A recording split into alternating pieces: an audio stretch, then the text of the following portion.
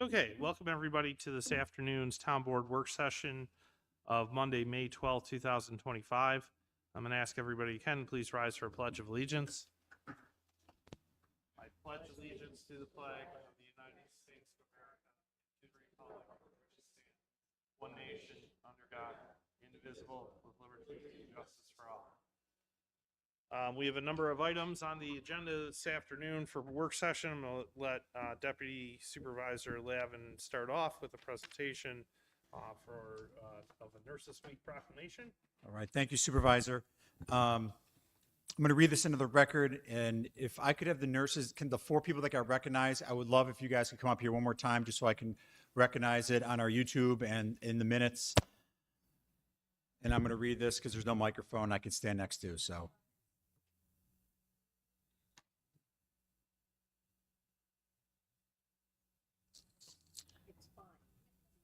You're fine, yeah. That's okay. So on behalf of myself and the town board, I want to introduce and welcome four exceptional nurses from the Millard Fillmore Suburban Hospital to the May 12th, 2025 board meeting to honor their commitment to service during National Nurses Week. Sandra Stafford, Donald Young, Carol Reel, and Alicia Hartke. We would like to present each of you with a proclamation, we already did that, honoring you in the celebration of National Nurses Week. And I want to thank Millard Fillmore Suburban Hospital, our honorees, and the nurses across the country for the great work that they do every single day. Answering the call to serve is extremely admirable as the work continues to test their limits, to keep going when they are exhausted, and to always have compassion and to constantly face new challenges. During my service in the National Guard, I saw firsthand how critical nurses are and the difference they make. And today we are honored to be joined by Stafford, Young, Reel, and Hartke as they serve our friends, families, and neighbors. 2025 National Nurses Week was marked May 6th to 12th to recognize the invaluable contributions of nurses worldwide and the real-life challenges they face every day. The week is dedicated to showing appreciation for the critical role the nurses play in our lives and society. It is also time to celebrate nurses. Across the country, sites and buildings were illuminated red to symbolize that nurses light up the sky. Locally, Amherst Town Hall joined Niagara Falls, the Buffalo Botanical Gardens.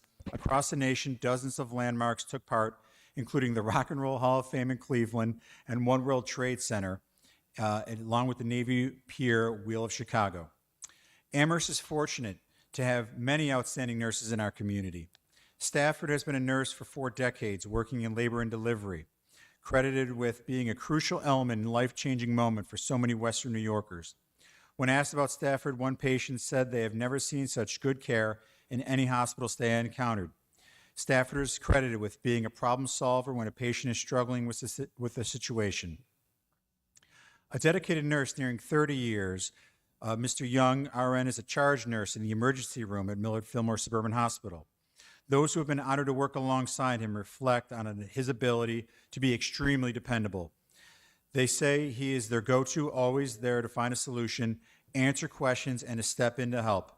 Having someone like Mr. Young in the emergency room situations has helped save lives, protect his colleagues, and provide the best possible outcome for all.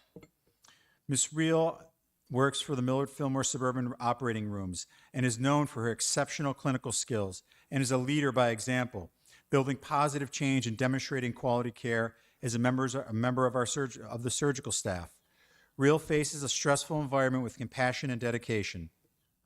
And Ms. Hartke has worked for the Cardia Telemetry Unit for 9 years and has been recognized for her attention to detail and taking the time to be sure that patients and their families are supported and cared for. One of her best qualities is the guidance she provides new nurses, helping them learn on the job, especially in difficult situations. The best legacy that a nurse can leave behind them is a next generation of exceptional caregivers. And the Amherst Town Board thanks the community for joining and honoring and celebrating nurses and the differences they make in our community. So thank you all so much for being here. Thank you, families, for being here. We really appreciate all your work.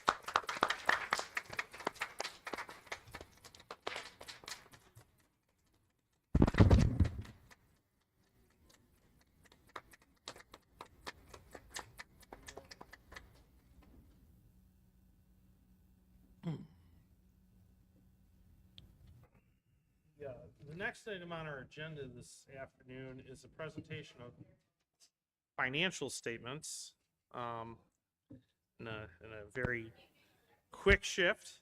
Um, but yeah, for those of you who want to stick around, if not, we'll give everybody a moment. A few minutes. I don't know.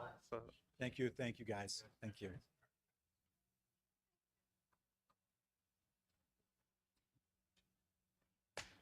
auditors have that room clearing ability. Yeah. Pat's house.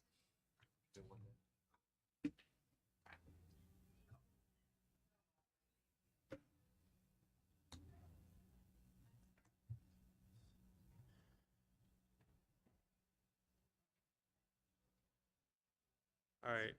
Ready to roll? Yeah. All right. So the next item on our agenda is a presentation of our 2024 audit. And I'm going to. Thank hand it over you, to Supervisor.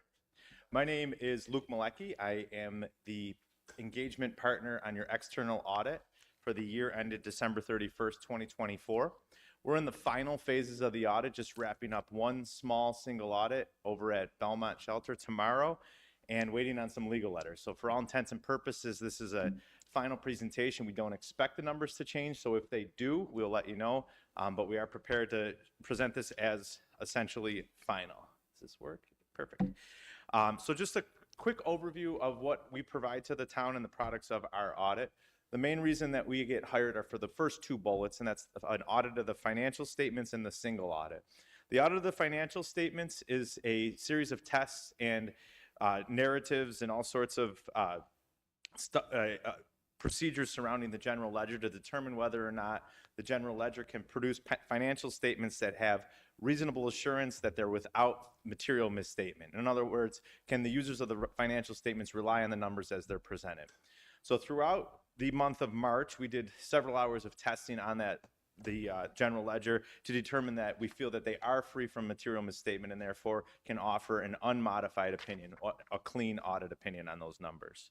As I said, the only item that's outstanding is the legal letters from the town attorneys, which give any sort of pending litigation that may make their way into the financial statements. Once we obtain those, we'll be in a position to release the financial statement package to your group. The second bullet is a single audit, which is an audit of all the federal programs. We are not required to test every program. There's a threshold of $750,000. Of any item over that, we'll test those programs every 2 years or every year if it's a higher risk program. Additionally, any program over the type B threshold, we will be testing on a rotational basis. So this year we had 2 type A programs, which were the Section 8 housing, which is the lion's share of your federal aid, and then the ARPA program. This is the third to last year, probably.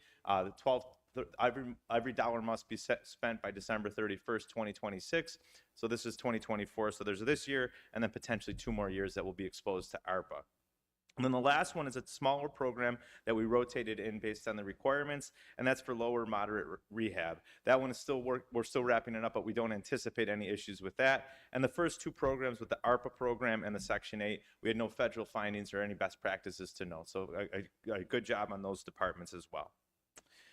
We'll also issue 2 different letters. One is the auditor communications letter. We did discuss that with the AgFab committee as well as the town supervisor and the comptroller's office. So just a quick summary of what will be in that written letter is our responsibility, management's responsibility, a statement of independence that we are independent of the town and complied with all ethical requirements of independence. Any new accounting policies and procedures which would have a material effect to the financial statements, of which there were none for this past year, a pretty comparable financial statements from one year to the next, and then some other just certain estimates that are included within there, as well as a statement that we had full cooperation and no difficulties throughout this audit. It was a transitional year as the comptroller stepped down and the interim controller stepped up, so we didn't know what to expect, but it was a very smooth process and a very fluid audit. So a job well done still down in the comptroller's office. We did have a few miscellaneous adjusting journal entries, nothing out of the ordinary to note. We come in pretty close to year end, and there's just naturally some numbers that shake themselves out as the books get closed. So we work with the comptroller's office to propose those journal entries, of which each of those were accepted by that group. The next bullet is the management letter. This is an area where we can either discuss internal control deficiencies or best practices. We didn't have any deficiencies. We just had 3 suggestions of best practices that we'd like to include, 2 of which are consistent with years past, and then 1 is new for this year, the implementation of one of our new government accounting standards boards. We took a little bit more of an interest in compensated absences, sick and vacation leave. But foremost on those 3 items is what we notice is that departments following the receiving cash throughout the town don't have a universal approach as per the comptroller's office. Everything is, as I said, there's no internal control deficiency, but it's still not as smooth a process and universal townwide that we'd like to see. The next one is related to grant communication between regarding capital projects funds, just between different departments. Oftentimes grants will get awarded, the work will get done, and then a grant may get set idle, and then it doesn't get caught until the reconciliation phase. So just a little bit more interdepartmental communication surrounding the grant management, specifically around capital projects. And then the last one is just verifying that the approval process related to sick and vacation use or carryovers follows the agreeable procedures set forth in either town policy or in the union contracts, as well as considering the feasibility study of putting all the departments on more of a universal timekeeping tracking system. We see a handful of different ways in which departments are reporting their time.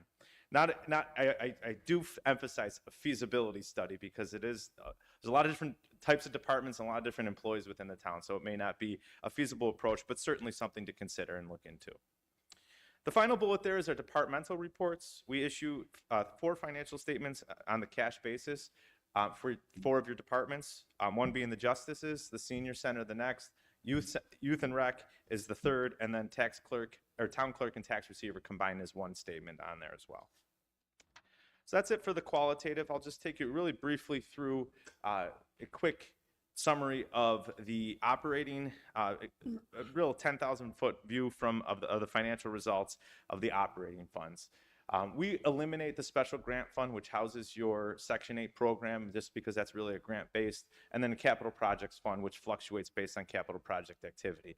So what these would look at, what these numbers would include is your ad valorem and your special district budgets are included within these items. When you look at the revenues year over year, they did increase by 13.3 million, ending the year pretty close to 161 million. And the expenditures increased by about 8.1 million, ending the year at 152.7 million. So what that accounted for is an increase in fund balances of those operating and special district funds of $8.2 million. Most of that resided within the general fund, which was then subsequently about $3 million was increased in the general fund, and 66% of that, $2 million of that, was reapplied as an increase in use for budgeted appropriations in the 2025 budget. So money came in and then went right back into the budget process to give it back to the taxpayers. 1.4 million of that 8.2 is really just a product of the investments within your LOSAP, your Length of Service Awards program. That's restricted money. The town really doesn't have any say over the operations of that. So it basically just sits in, it adds to the increase in fund balance, but it really just goes right into a restricted account. Some other notable items is the lighting district did increase by $722,000. That was a large result of transportation expenses decreasing dramatically from the project of swapping out the lights and replacing those with the town-owned lights that were bonded. And then community environment also increased by about 830. The other ones that I didn't discuss, water and sewer, had a nominal increase of about 50 to 70,000 apiece. Drainage did decrease slightly. The part-town outside village fund did decrease by about $90,000, and highway increased by about $200,000.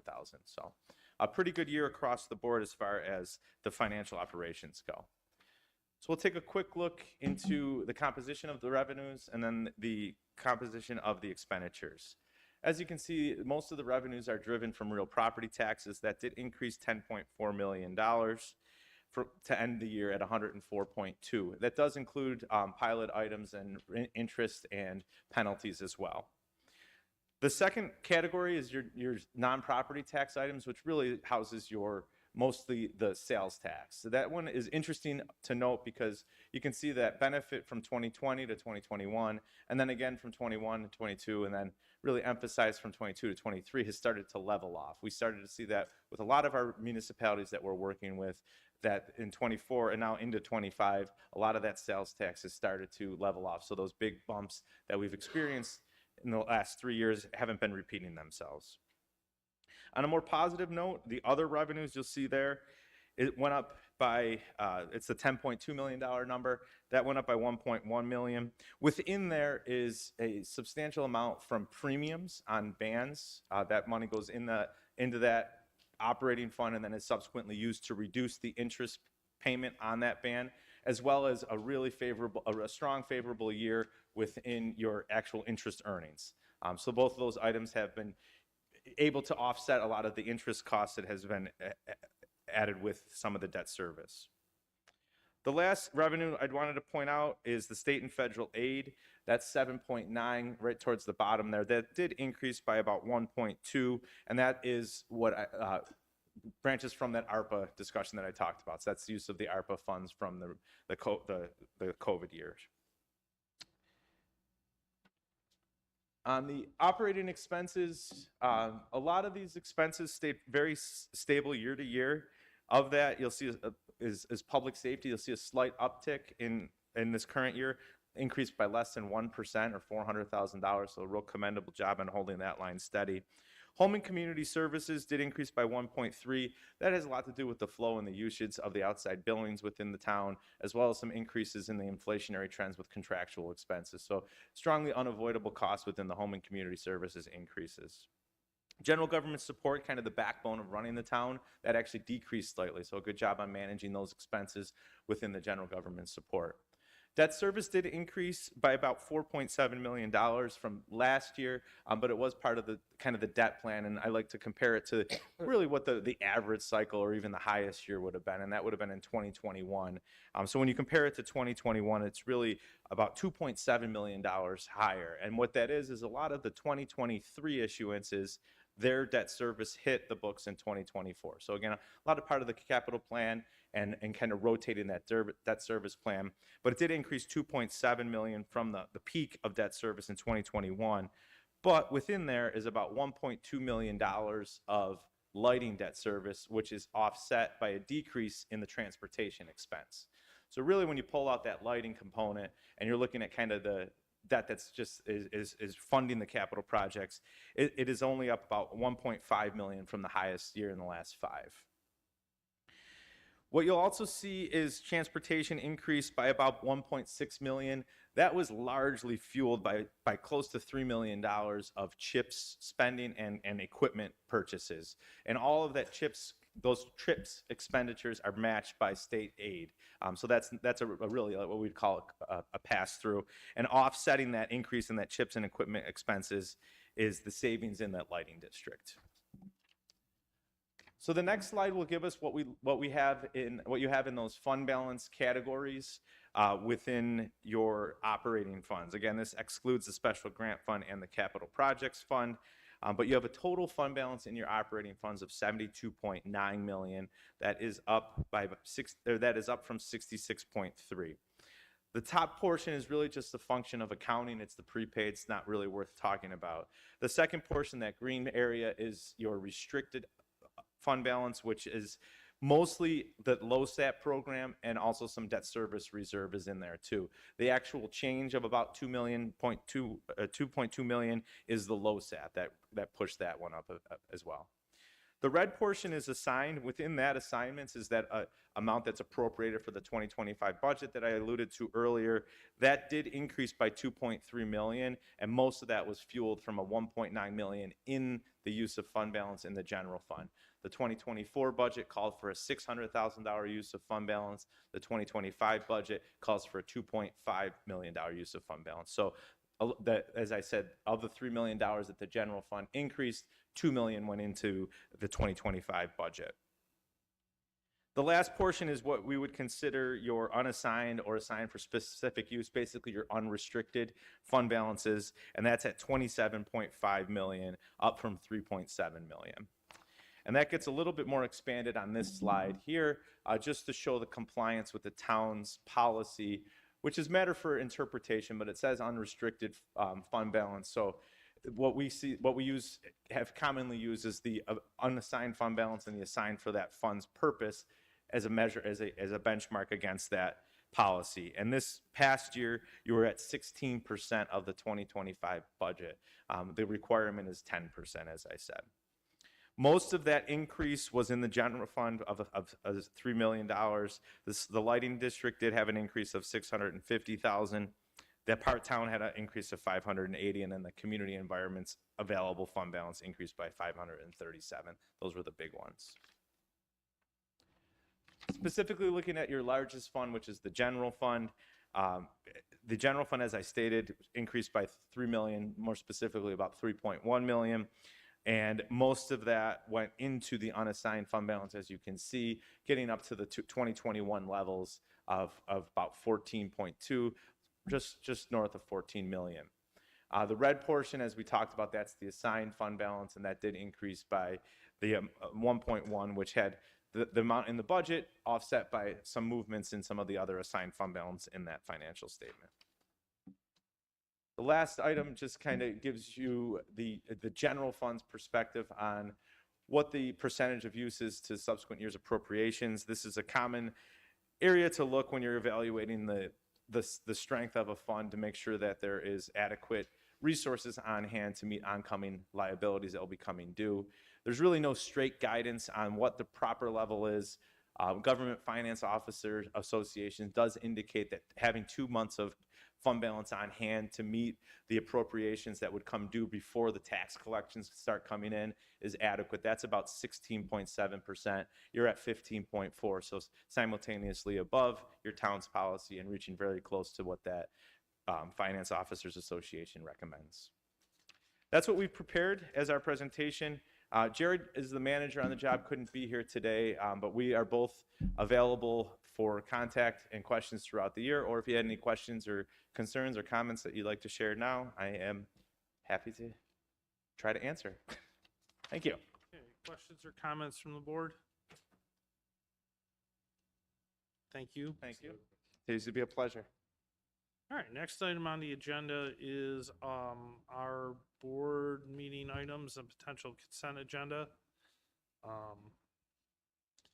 There are no public hearings this evening. The first items on the agenda are council member resolutions. I've got got resolution 462. It's an amendment to the capital improvement program. It is a change in how we allocate funding for, so there's a surfacing project. We are going to do that surfacing project next year and allocate the money this year to buy all the vehicles and equipment, and we'll put surfacing into next year and buy all the vehicles and equipment that we need this year. So it's changing that out, and reason for it is frankly we're not going to get surfacing done, a full resurfacing done. We have to do a repair on the splash. This is for Clearfield and before Memorial Day, so we're going to do repairs this year, replacement hopefully start that in the spring, early spring of next year if we have the design ready. And in lieu of that, we'll do next year's, we'll do all the equipment and purchasing that we need now. Any questions about that? Any reason to withhold it from consent? Resolution 463 is the lighting district extension for 4300 Millersport Highway. It's a site plan final order. Any questions about that? We don't need voice vote for that. Which one is this? This is the lighting district extension. We do need a voice. Do you need a vote for that, I'm voice? sorry. Okay. No, that's fine. So that will hold till this evening. Any questions about the resolution? Resolution 464 is an assent agreement with National Grid, Niagara Mohawk, WSI, the Peanut Line site, CRS 5535. Any questions regarding that resolution? Any reason to withhold it from consent? Next item on the agenda is Resolution 465. That is the assent agreement with National Grid Niagara Mohawk WSI Pump Station Site, CRS 5536. Any questions regarding that resolution? Any reason to withhold it from consent? Resolution 466 is a revocable permit TX 00971 for modifying data infrastructure on university facilities, CRS 5534. In order to do the West Side Interceptor project, we need to relocate some fiber. Any questions regarding the resolution? Any reason to withhold it from consent? Resolution 467 is an amendment to permanent easement for 6,000 to 6030 North Bailey Road, CRS 5533. Any questions regarding the resolution? Any reason to withhold that from consent? Resolution 468 is a permanent easement and right-of-way agreement for drainage. Any questions regarding the resolution? Any reason to withhold it from consent? Resolution 469 is another permanent easement and right-of-way agreement for drainage for 4200 and 4230 Ridge Lee Road, CRS 5381. Any questions regarding the resolution? Any reason to withhold it from consent? We're going to invert resolutions 8 and 9 of the attorneys. I'm going to start with resolution 471, which is a land swap agreement for Mississippi ADP LLC, Boulevard Con LLC, and Town of Amherst, CRS 5530. Any questions regarding the resolution? Does it have to be voice because it's a land swap agreement? It would be preferable, yes. Okay. So that'll be a voice vote, and that'll be taken before we can take action on Resolution 8, 470, the acceptance of a warranty deed with lien covenant and quitclaim deed. Should that be quitclaim deed? One is a quitclaim deed and one is a warranty deed. Okay. So the title has quit claim, so we're gonna need to just change that. If you look at the No, it's No, it's correct. correct. quit. Oh, It I asked if it was quick. I didn't No, know it if it is was quick. quit. Okay, it's Yeah. quit. It's quit. Again, not an attorney. So we're gonna have to do the first via voice vote, and then we'll come around and do this with the general resolution later. That would be perfect, thank you. Okay. Resolution, so hold it for tonight. Resolution 472 is a release of maintenance jurisdiction to New York State DOT. Any questions regarding this, Ridgely and Bailey? Any reason to withhold that from consent? Resolution, so that has to do with the small Ridgely extension, which is just a right-of-way on paper. Resolution 473 are new firefighters for Gettsville Fire Company. Any questions about the appointments? Any reason to withhold that from consent? Resolution 474 are new firefighters from Maine Transit Fire Department. Any questions regarding that appointment? Any reason to withhold it from consent? Resolution 475 is the Millington Lockwood Agreement, CRS 5486. Any questions regarding the agreement? Any reason to withhold it from consent? Resolution 476 is budget transfers and amendments. Any questions regarding those budget transfers and amendments? Any reason to withhold them from consent? Resolution 477 is the acceptance of a donation. This is for the Senior Center Cafe. Any questions regarding that resolution? We thank the Amherst Generations Foundation for providing that cooler. Any reason to withhold it from consent? Resolution 478 is a fund balance use. This has to do with the Empire State Development Grant Distribution Agreement. Any questions regarding the resolution itself? Any reason to withhold it from consent?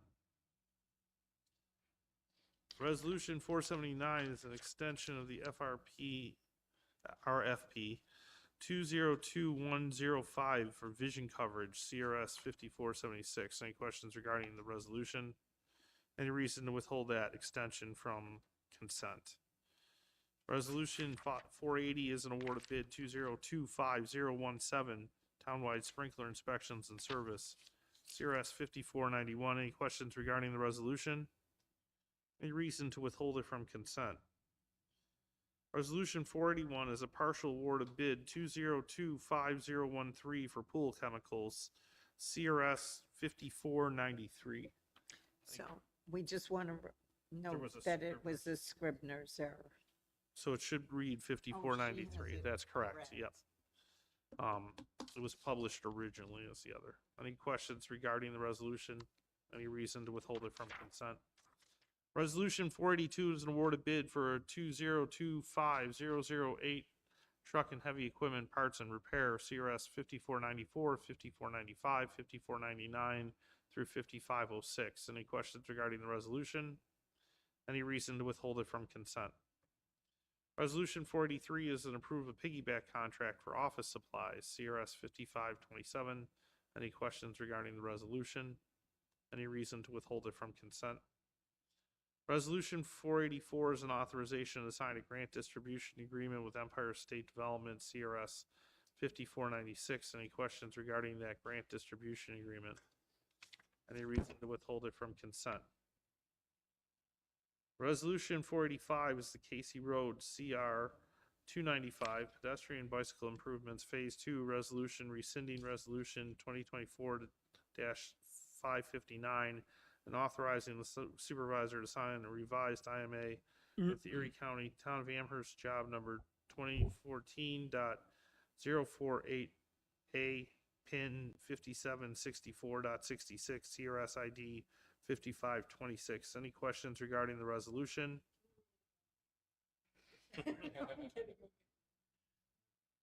Any reason to withhold it from consent? Resolution 486 is an award of bid for Parisi Mechanical Incorporated Mechanical Contract Paradise Park Resolution Building Town of Amherst Project Number 2015.024A. Any questions regarding the resolution? Any reason to withhold it from consent? Resolution 487 is an award of bid for Willett Builders Incorporated Plumbing Contract for Paradise Park Restroom Building, Town of Amherst Project 2015.024A. Any questions regarding the resolution? Any reason to withhold? Supervisor, I do think the W in builders is just a typo Scribner's error. On the bid sheet and in the reso, it's right.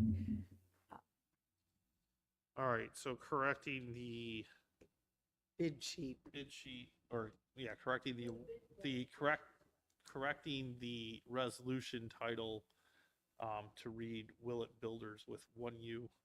It is correct in the body. Any questions regarding that with that Scribner's error correction?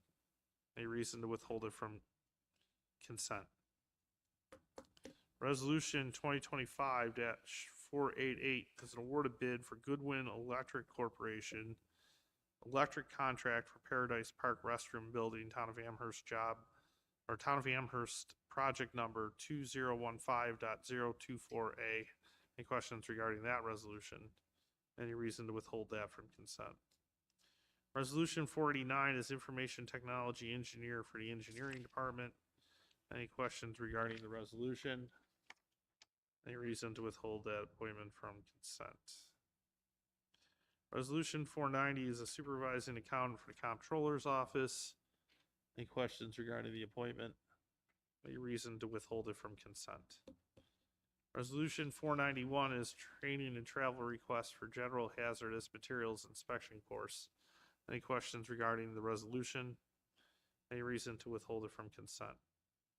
Resolution 492 is an awarded bid for the Concrete Applied Technologies Corporation West Side Interceptor Force Main, Town of Amherst, job number 2019.038. Any questions regarding the resolution? Any reason to withhold it from consent? Resolution number 493, which is an awarded bid for Candy Company Incorporated West Side Interceptor Relief Pump Station, general contract in Town of Amherst, job number 2019.038. Any questions regarding the resolution? Any reason to withhold it from consent?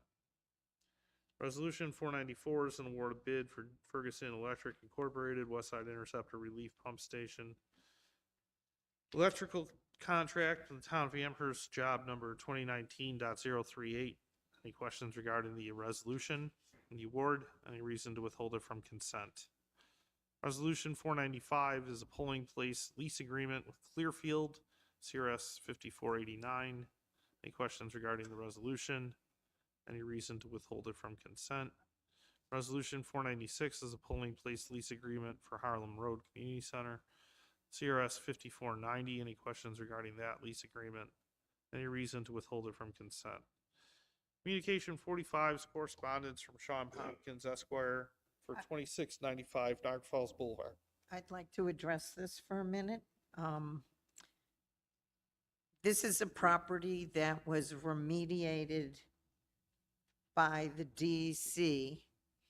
The cost of the lien on the remediation is more than the property is worth.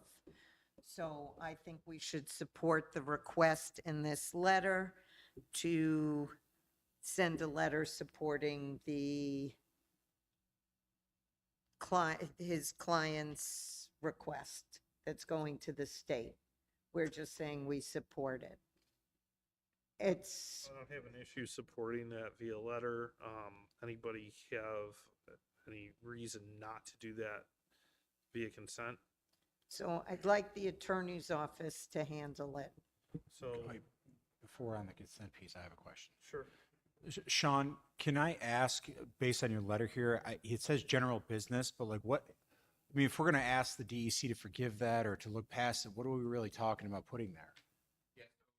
Oh, good afternoon, Sean Hopkins. I don't know if everyone knows this property. It's a former, one of those tourist, Niagara Falls tourism Yeah. buildings. It collects That cans is a now. vacant old gas station. It doesn't collect the cans Oh, anymore. it's vacant still? Yeah, Okay. so now it's vacant. So my client's goal would be to completely, the property's very, very small, to just renovate that building, install landscaping, update the parking, and find, a small local business tenant.